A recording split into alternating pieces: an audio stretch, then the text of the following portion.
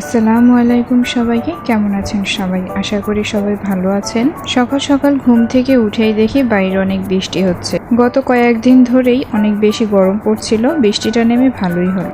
এখন বাজে সকাল 7টা, বাবু ঘুমাচ্ছিল। ভাবলাম এই ফাঁকে ঘরের কাজগুলো সেরে ফেলি। সকালবেলা বাসায় মোটেও গ্যাস থাকে না, যেটুকু গ্যাস থাকে আমি এই গ্যাসেই অনেক টাইম ধরে ভাত রান্না করি। আমি সবসময় ভাত বসানোর আগে লোহার এটা উল্টে দিই যেন পাতিলের তাপটা ভালো লাগে।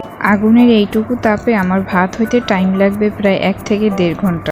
অন্যদিকে ইলেকট্রিক চুলায় আমি চা বসাই দিছি। আমার এই ইলেকট্রিক চুলায় বেশি রান্না করা হয়, তাই চুলাটা নষ্ট হয়ে গেছে।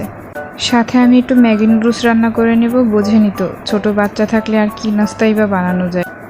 এই ফাঁকে আমি একটু বারান্দায় যাই আমাদের পাখিগুলো আর কবুতরগুলো দেখার জন্য। এই যে দেখেন, আমাদের সেই ডিমগুলো থেকে অলরেডি 4টা বাচ্চা ফোটাইছে, এখনও একটা ডিম বাকি আছে। আমাদের কবুতরও কিন্তু 2টা ডিম দিছিল, কিন্তু ওরা ডিম 2টা ফাটাই ফেলায়। গতকালকে রান্না করা কিছু মাংস ছিল, সেটাই গরম করে নিচ্ছি, সাথে একটু আলু ভর্তা করে নেব দুপুরের জন্য।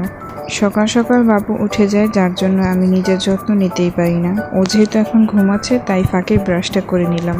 দুধ চার থেকে সকালবেলা হালকা একটু লেবু চা খেতে আমার অনেক ভালো লাগে। এই যে দেখেন, সব কাজ শেষ করে যখন নিজে একটু নাস্তা করতে আসলাম, তখনই তার ঘুম ভেঙে যায়। কি আর করার, যেহেতু একটু ঠান্ডা আছে, কান্নাকাটি করতেছে না, তাই ভাবলাম আস্তে আস্তে নাস্তাটা শেষ করি। বলেছিলাম না যে আমার বাবাটা অনেক লক্ষ্মী। এই যে আমার নাস্তা করাও শেষ, আর তার ধৈর্যও শেষ। আগের দিনগুলো ছিল একদমই অন্যরকম, অনেক বেলা করে ঘুমাতাম, আর এখন তো অনেক সকাল সকাল উঠে যেতে হয়। বাবু আসার পরে প্রতিদিন সকালটা আমার এভাবেই শুরু হয়। আজকের মতো এ পর্যন্তই। সবাই ভালো থাকবেন। আল্লাহ হাফেজ। ভিডিওটা যদি ভালো লাগে অবশ্যই লাইক, কমেন্ট করে শেয়ার করে আমাদের পাশে থাকবেন।